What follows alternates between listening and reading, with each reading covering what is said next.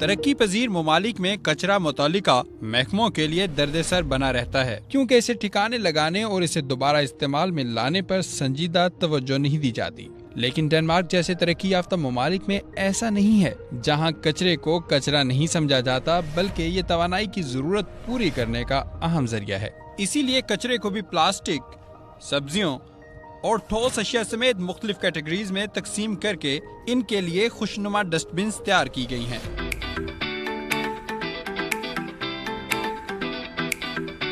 In dustbin से कचरे को म्यूनिसिपल की गाड़ियां घरों और दुकानों से उठाकर एक जगह जमा करती हैं, जहां से इसे रिसाइकलिंग यूनिट ले जाकर बिजली और बायोगैस बनाई जाती है। कचरे से तवानाई हासिल करने के लिए कोपनहेगन में कोपनहिल के नाम से अजीमुशान रिसाइकलिंग प्लांट बनाया गया है, जहां सालाना 4,40,000 टन कचरे को रिसाइकलिंग करके माहौल दोस्त तवानाई हासिल की जाती है। डेनिश हुकाम का मंसूबा है कि कोपनहेगन को 2025 तक दुनिया का पहला कार्बन फ्री दारुल हुकूमत बनाया जाए। इस एजाज को हासिल करने के लिए कोपनहिल को नुमाया मुकाम हासिल है।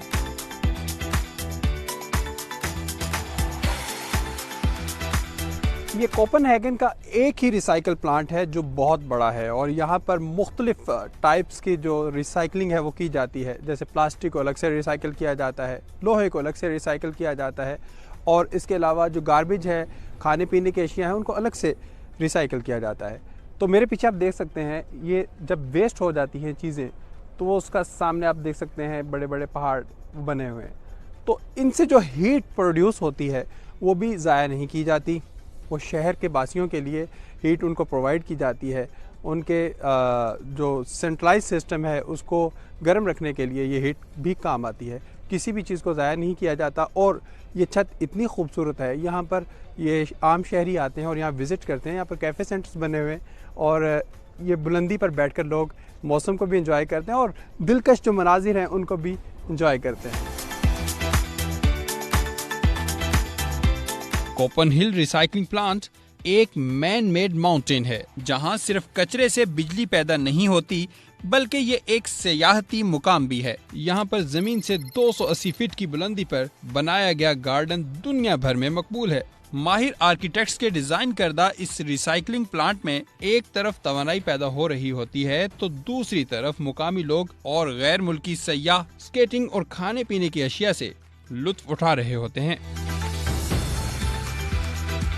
डेनमार्क में हमारी वेस्ट मैनेजमेंट के लोगों से बात हुई तो एक बड़ी दिलचस्प मालूमात हमारे सामने आई। वो ये है कि डेनमार्क कचरे की तलाश में है ना हैरान कुन बात।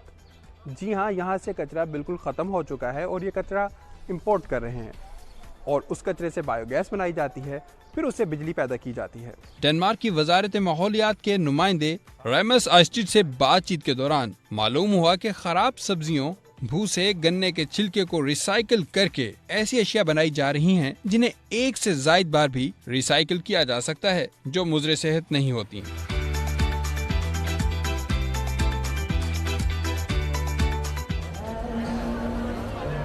डेनमार्क के लोगों को ये रिसाइकलिंग अशिया इतनी आसानी से मुयस्सर नहीं आती, बल्कि अपने शहर को माहौल दोस्त बनाने के लिए कोपनहेगन के लोग वेस्ट मैनेजमेंट को टैक्स अदा करते हैं।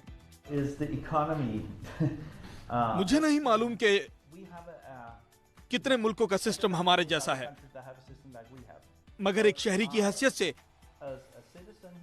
मैं यहाँ घर या अपार्टमेंट रख सकता हूँ, जिससे फर्क नहीं पड़ता। लेकिन सारे घरों को वेस्ट मैनेजमेंट के लिए फीस अदा करनी होती है। अगर मैं फीस अदा नहीं करना चाहता तो ये कोई बहाना नहीं, आपको फीस अदा करना ही पड़ती है। डेनिश हुकाम कचरे से तवानाई हासिल करने के इस जरिए को जाया नहीं होने देते। इसके लिए इन्होंने निगरानी का जामे निजाम बनाया हुआ है, जहां रिहायशी और कमर्शियल इलाकों में जमा होने वाले कचरे का मुकम्मल रिकॉर्ड रखा जाता है। जिस तरह डेनमार्क में हम हर बार जब भी कचरा उठाते हैं तो हम इसका डेटा हासिल करते हैं। जैसे आप कचरा शहर से उठाते हैं तो हम इसको ऐसे प्लांट या जगह पर इकट्ठा करते हैं जहां कचरे को इसकी नौइयत के मुताबिक علیحدہ علیحدہ کیا جاتا ہے. پھر اس سے مزید معلومات آگے فراہم کی جاتی ہیں کہ کچرا کس طرح کا ہے, کتنا اور کہاں سے آیا ہے. پھر اس کا دوسرا حصہ یہ ہے کہ اس کو کسی دوسرے ری سائیکلنگ پلانٹ لے جانے سے پہلے وہی تمام معلومات فراہم کرنا ہوتی ہے کہ یہ کچرا کس قسم کا ہے, کتنا ہے اور کہاں سے آیا ہے. اس طرح یہ معلومات حاصل کی جاتی ہیں کہ کچرا کس ذریعے سے آتا ہے. ویسے تو پاکستان کے تمام بڑے شہروں میں جگہ جگہ کچرا دکھائی دیتا ہے, مگر سب سے بڑے شہر کراچی کی اگر بات کی جائے تو ایک اندازے کے مطابق روزانہ 14,000 ٹن کچرا پیدا ہوتا ہے, جس میں سے 8,000 ٹن کچرے کو ٹھکانے لگا دیا جاتا ہے. جو بچتا ہے 6,000 ٹن کچرا وہ سڑکوں کی زینت بن جاتا ہے. ماحولیاتی آلودگی کے خاتمے اور اس حوالے سے پاکستان کو درپیش مسائل کے بارے میں ہم نے ڈنمارک میں پاکستان کے سفیر احمد فاروق سے بات کی. ان کا کہنا تھا کہ پاکستان زرعی شعبے سے نکلنے والے کچرے کو استعمال کر کے توانائی کے مسائل کو حل کر سکتا ہے. میرا خیال ہے کہ جیسے آپ نے ذکر کیا, پاکستان میں تو ذخائر ہیں, بایو گیس تو وہاں پہ بہت زیادہ بن سکتی ہے, لیکن وہ بھی ڈیفیکلٹ ہو گیا کیونکہ سب مکس ہو گیا کچرا. بایو گیس کا جہاں تک شعبہ ہے اس میں سب سے بڑا سورس جو ہے وہ آپ کا جو ڈیری فارمز ہیں, علاوہ آپ کی جو کراپ ریزیڈیوز ہیں.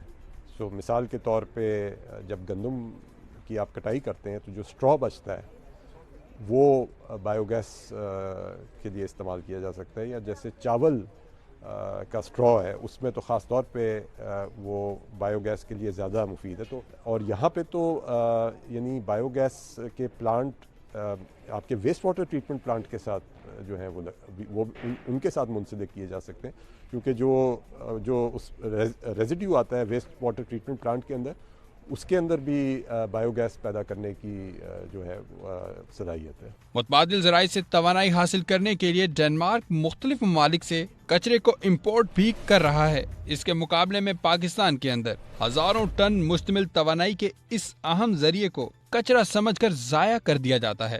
مدثر نذیر، سما، کوپن ہیگن.